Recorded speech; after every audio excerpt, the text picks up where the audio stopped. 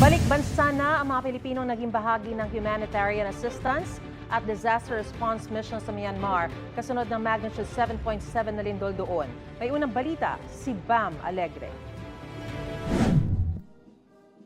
Sinalubong ng mga sundalo ng Philippine Air Force ang pagbabalik sa Pilipinas ng delegasyon na pumunta ng Myanmar para sa humanitarian assistance at disaster response mission doon. Pasado hating gabi na lumapag ang Philippine Interagency Humanitarian Contingent sa Villamor Air Base sa Pasay.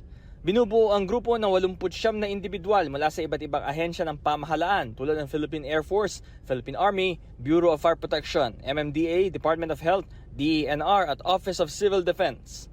Kabilang sa mga sumalubong sa kanila si Secretary of National Defense Gilbert Chodoro at si Health Secretary Ted Herbosa. I know you've just undergone several days of sleepless nights, a long journey, mahabang biyahe, papunta at pabalik.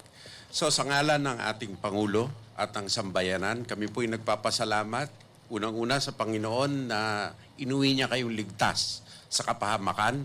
Pangalawa, na naipamalas po ninyo ang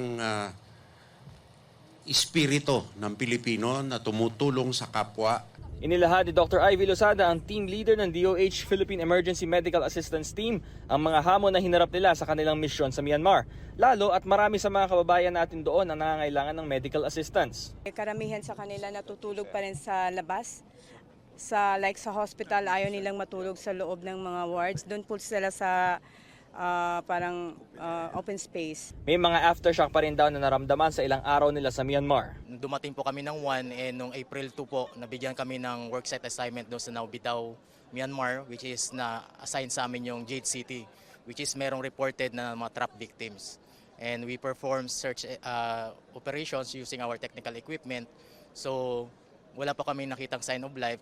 Narito yung dalawang C-130 aircraft na nagdala sa ating delegasyon pabalik dito sa Pilipinas. Sa ngayon, naghihintay pa yung ating pamahalaan ng karagdagang request mula sa Myanmar kung magpapadala pa tayo ulit ng panibagong team.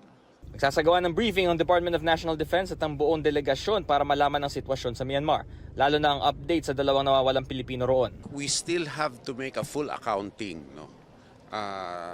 As far as I know, may naman na-identify na, but hindi pa na-validate. So we'll have to wait for the validation at kung na-validate ito, ma-inform yung next of kin. Ito ang unang balita, Bam Alegre para sa GMA Integrated News. Gusto mo bang mauna sa mga balita? Mag-subscribe na sa GMA Integrated News sa YouTube at tumutok sa unang balita.